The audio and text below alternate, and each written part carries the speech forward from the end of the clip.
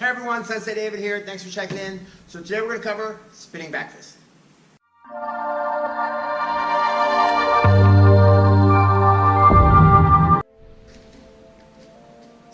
Okay, so for spinning back fist, so let me raise this up just a little bit. You don't need one of these, but obviously it helps to have a target.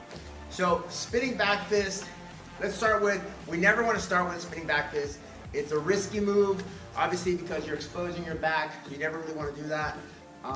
It can be a very deceiving technique if landed. It uses momentum, so in a full contact scenario, it's pretty devastating. It's a pretty good technique if you land it. It could also become an elbow. In Muay Thai, you'll see it a lot, with spinning elbows. All right, so spinning back fist. As far as what part of the hand we're going to hit with, you can either hit with the top or with the side. You could say that if you hit it with the side, it's a spinning hammer fist. This is much safer because there's soft tissue here. If you hit with this side, I mean, if you have gloves on, obviously it'll protect your hand. But keep in mind you have the bones here. So if you're just starting and you are practicing on a target, hit it with this part. Otherwise, it's okay to hit with the flat part, which is the actual back fist. So this is what we're going to do. All right, so a lot of times this technique is something you want to set up. You know, you just don't go right into spinning back fist because obviously you're turning around, you're telegraphing, the person can see what you're doing. You might do this with some type of follow-up.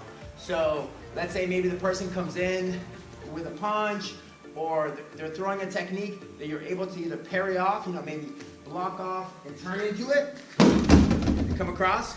That was with soft tissue, come across. Or maybe it's set up with something. Maybe you're throwing 1, 2, maybe a hook or something where your body's already transitioning and you follow through. You come across. One of the main points of this technique is you want to keep your legs close together. Like, you don't want to be wide. You don't want to be spinning like this. You want to close up and get nice and tight so you're faster. Nice and tight, legs are close together, coming across. Obviously you can follow up with other things. So let's say 1, 2, 3, comes across. You can follow up with another technique.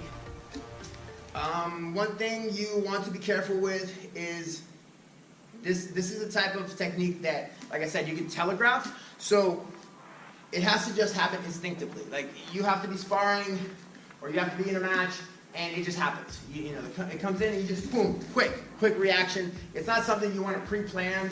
You know, you don't want to be there and start edging back with your back leg, and the person has an idea. That's a tell for you're about to spin, so we don't want to do that. As far as practicing, try to look, shoulders, come across.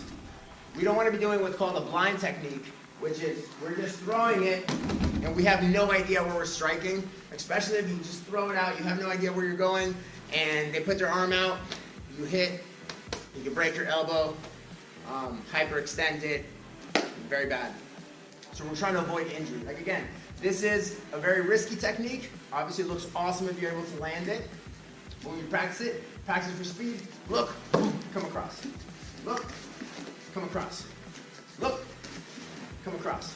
Once you get the hang of it, you have a target, coming to the target, pull it back.